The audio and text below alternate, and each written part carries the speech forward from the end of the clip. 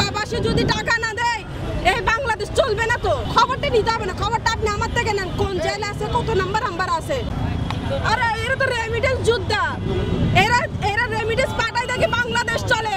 প্রবাসী যদি টাকা না দেয় এই বাংলাদেশ চলবে না। তো রেমিটেন্স যোদ্ধারা টাকা পাঠায় দেখে চলতেছে, ঠিক আছে।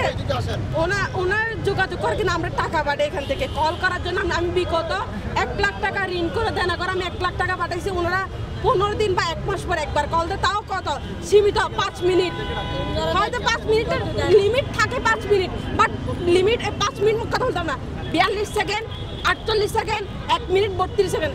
ভাই একটা হ্যালো বললে তো 1 মিনিট 32 সেকেন্ড চলে যায়। এখন এরা আমাদেরকে কোনো আশ্বাস দিতে পারে না। এরা বলছে এই লেভেলে এই কাজটা আমাদের না, আমরা আপনাদেরকে এতটুকু খবর দিতে পারি ওনারা কোথায় আছে, কি জন্য, মানে 25 জন মানুষ কোথায় আছে বা কিভাবে আছে। আমি ভাই খবরটা নিতে হবে না, খবরটা আপনি আমার থেকে নেন, কোন জেলে আছে, কত নাম্বার আছে, ওইটা আমি আপনাকে বলছি। আবুধাবি আল সাদাত 6 নাম্বারে কেন গ্রেফতার করেছে আমাকে বলেন। ভিডিও ফুটেজ আছে, ওদেরকে আন্দোলনের কারণে, ওনারা বলছে আন্দোলনের কারণে, কল রেকর্ডিং আছে আমাদের কাছে, আপনারা চাইলে জাস্টিফাই করতে পারেন। আর কি বলবো ভাই, খবর নেওয়ার মধ্যে তার কিছু নাই। এটা হচ্ছে সরকারের গাফিলতি।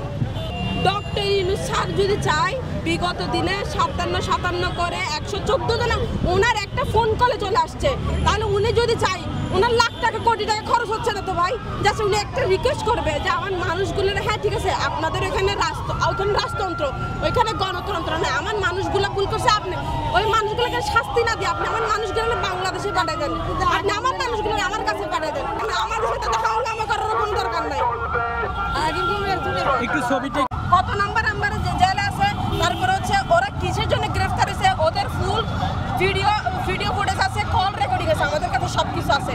ওদের হচ্ছে মেন হচ্ছে ওদেরকে কখন আসতেছে, কখন ডক্টর ইউনূস বাংলাদেশে আনতেছে মুক্তি করে, শুধু আমরা এতটুকু জানতেছি। ওদেরকে গ্রেফতার করা হয়েছে বৈষম্য বিরোধী ছাত্র আন্দোলনের কারণে, আরব আমিরাতে আন্দোলন করার কারণে। বিগত দিনে যতবারই যত মন্ত্রণালয়ে গেছে, যত অফিসারের কাছে গেছে, প্রত্যেকে শুধু আশ্বাস দিছে, বাট এটা কোনো প্রতিফল আসে নাই, কোনো কাজকর্ম কোনো কিছু করে নাই, এটা শুধু আশ্বাস মুখ পর্যন্তই। কিন্তু এটা ওদের মানে ওই দেশ পর্যন্ত কোনো কিছু করে নাই, ওদের ওই রুম পর্যন্ত সীমাবদ্ধ থেকে গেছে। এখন আমরা ওনাদেরকে বলে আসছি যতক্ষণ আমাদের দাবি পূরণ হবে না আমরা রাস্তায় অন্বেষণ করবো, আমরা এই মুহূর্তে এখান থেকে করে আসবো। আমরা রুম থেকে বলে আসছি, আপনারা রাজি আছেন সবাই?